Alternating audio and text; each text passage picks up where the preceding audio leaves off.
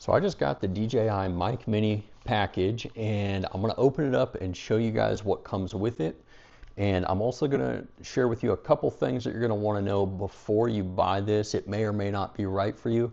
I'll share those with you in a minute, but let's go ahead and open the box. So I already opened it to check and make sure everything was in there, but let me just go ahead and show you what comes in here. So you're going to have your nice little carrying case here. It is going to come with a booklet of instructions, and there's a couple stickers in here as well. So you're going to have your receiver.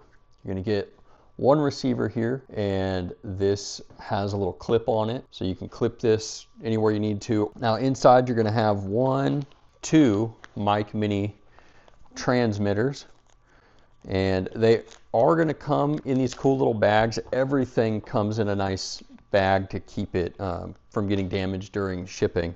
So you're going to have your two Mic Mini receivers here.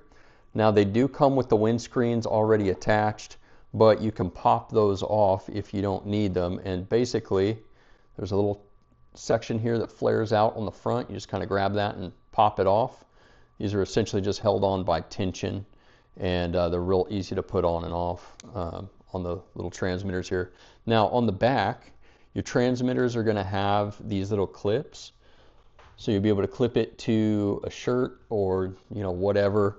But if that doesn't work for you, this kit also comes with two little magnets, and I use these magnets a lot. I'm actually using one on my Mic 2 right now to attach it to my sweater. But what these allow you to do is, instead of doing a clip, instead of having to use the edge of a garment, you can actually use these magnets to put this on the back side of whatever fabric or whatever you're going to be using, and it actually attaches through the fabric to the transmitter. And you will get two of those, so one for each transmitter there. Okay, so moving on, we've got a little USB cable right here. You'll be able to use this to charge your receiver. Now you will need to supply a power brick. That's one thing to consider.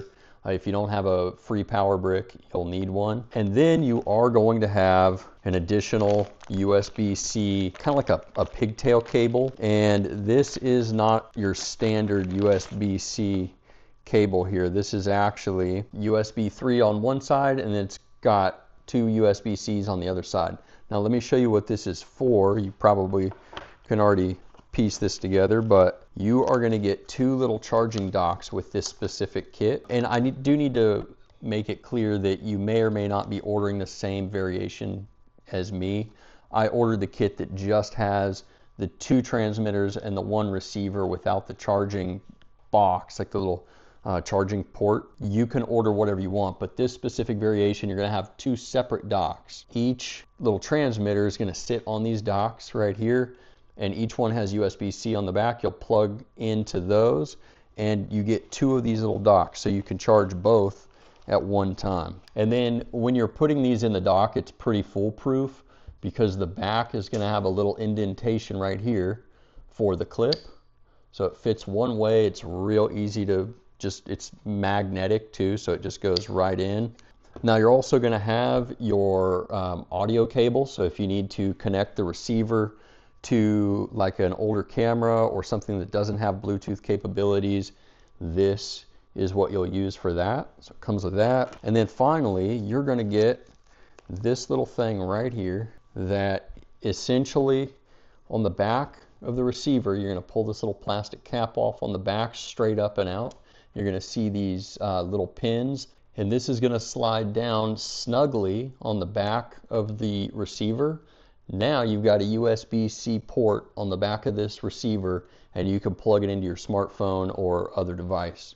Now, one thing I want to mention about buying this variation that doesn't come with the charging box is you don't have any spot to charge the transmitters without the dock. You have to have the dock. There's no USB-C port anywhere on these little transmitters, so you will have to keep these with you and make sure that you have these available in order to charge them. That may or may not be a problem for most people. For me, it's not an issue, but if you're traveling and you need to keep these charged up at all times, that's something to consider. The battery life on these is pretty long though. I've talked to people who've used these for 2 days straight, never had to charge them. So that is a definite plus there. One thing to know here, if you need a microphone unit that is going to be able to do standalone recording, it's like the Mic 2 that I'm wearing, the DJI Mic 2, I can push a button on it and it will store recordings directly on the unit itself. The Mic Mini does not have that capability. So if you're going to be in a situation where you need multiple audio tracks